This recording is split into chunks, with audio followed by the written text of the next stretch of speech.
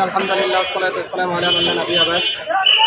ইসলামী ছাত্র আন্দোলন বাংলাদেশ সিজদা উপজেলা শাখা কর্তৃক আয়োজিত আজকের এই ভারতের অগ্রাসনের বিরুদ্ধে প্রতিবাদ বিক্ষোভ মিছিলের পরবর্তী সমাবেশে উপস্থিত বিভিন্ন স্তরের দায়িত্বশীলবৃন্দ আর সম্মানিত তাওহীদি জনতা, আমরা বারবারই লক্ষ্য করে আসছি যে আমাদের প্রতিবেশী রাষ্ট্র ভারত তারা বারবার আমাদের সাথে বন্ধুত্বের রূপ ধরে তারা আমাদের প্রতি বারবার জুলুম এবং নির্যাতন করে যাচ্ছে।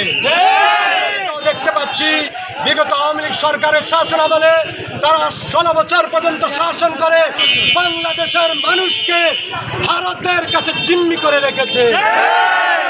জিম্মির গোলামি চাই না, আমরা আর এই ভারতের কাছে জিম্মি থাকতে চাই না।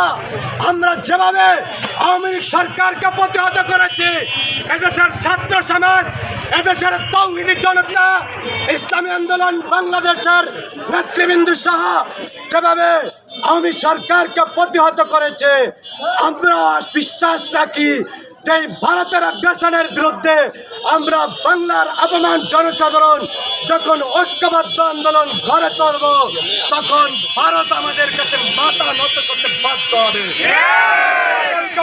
আহ্বান জানাবো, বিগত 16 বছর আমরা গোলামি করেছি, আর গোলামি নয়, এবার ভারতকে উচিত শিক্ষা দিতে হবে।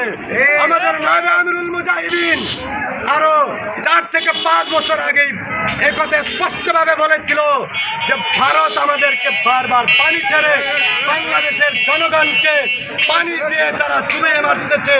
যেই যেই জায়গার থেকে পানি আসে প্রত্যেকটা নদীর মুখে আমরা দ্বিতীয় আরেকটি বাঁধ নির্মাণ করবে, যাতে ভারত থেকে পানি যখন ছেড়ে দিবে তখন বাংলাদেশে পানি যেন আসতে না পারে।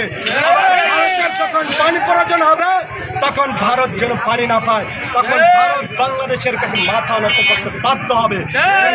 দেখলাম আওয়ামী সরকার ভারতের সাথে যতবার চুক্তি করেছে সমস্ত কয়বার দেশ বিক্রির চুক্তি করেছে।